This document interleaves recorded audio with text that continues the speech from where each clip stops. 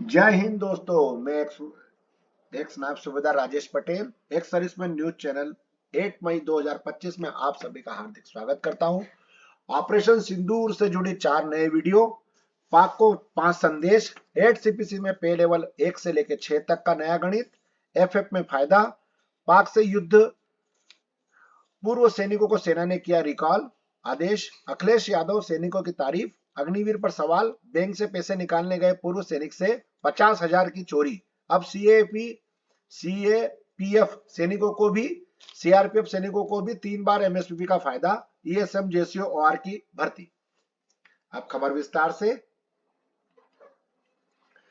जो ऑपरेशन सिंदूर चला उसकी कुछ तस्वीरें हैं, कैसे जो है हमने पाक को जो उसके धूल चटाई है उसको और उसके आतंकवादी ठिकानों को नष्ट किया है, उसके बारे में कुछ तस्वीरें दी गई है, बताई गई है ये।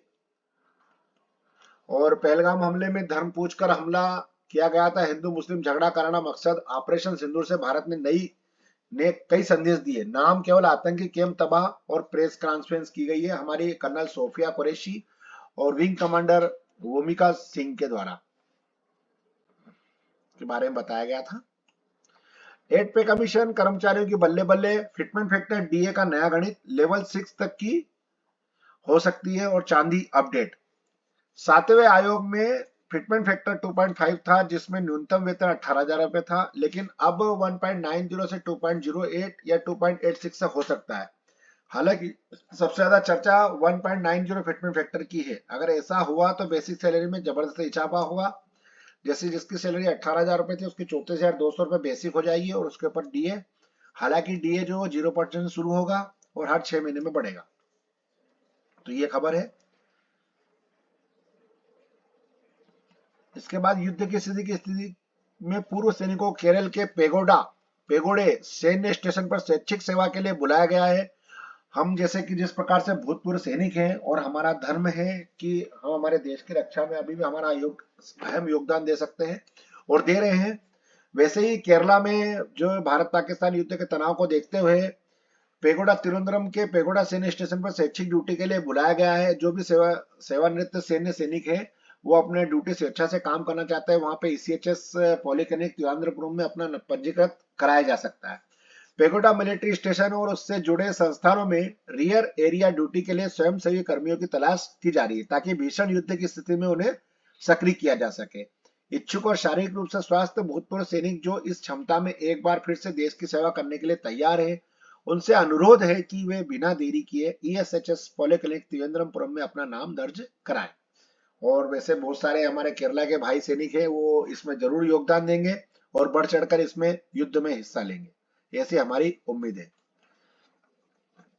SP back government of counter terrorism effort, Akhilesh Yadav uses United state 6 review of Agniveer scheme के बारे में बताया गया है। बाकी अगर इसको ज्यादा डिटेल्स पढ़ना है तो आप नीचे इसके अंदर दे रखा है, इसमें आप पढ़ सकते हैं। उच्चक्के ने पूर्व सैनिक के उड़ाए 50,000 रुपए। एक बखराव पटना रोड स्थित पंजाब नेशनल बैंक में एक पूर्व सैनिक 85 वर्षीय बुद्धदेव सिंह बलमा गांव के रहने वाले, उन्होंने मंगलवार को बंदूक का सत्यापन कराने के लिए थाना पहुंचने थे। सत्यापन करने के बाद उन्होंने एसबीआई की दाऊद नगर शाखा में जाकर 50,000 रुपए निकाले और झोले में पैसे रख लिए। झोले में ही सब्जी और गन लाइसेंस भी रखा था, जो कि बैंक में जब वो पैसा निकालने के लिए गए तो वो हस्ताक्षर से संबंधित कुछ समस्या आ रही थी। उसी के बीच किसी उच्चक्के ने उनका 50,000 रुपए का झोला और लेकर फरार हो गया। यह घटना 12:15 बजे की। इसके बाद पुलिस को सूचना दी गई और सबसे बड़ी ताजुब की बात है कि बिना सुरक्षा गार्ड के ही बैंक चल रहा है। तो ये बहुत ही गलत खबर है ये पंजाब नेशनल बैंक की, कि उनके मतलब उनके बैंक में जो है सुरक्षा गार्ड ही नहीं है, खाली सिर्फ एक लेडीज है जो कि चौकीदार है वहां पर। तो ऐसी घटनाएं तो होगी और बैंक में भीड़ भी बहुत होती है।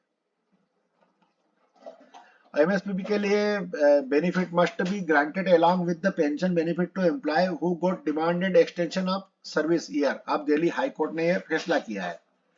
इसके बारे में 57 ईयर्स तक की एज के बारे में बताया गया है, आप इसके बारे में पढ़ सकते हैं।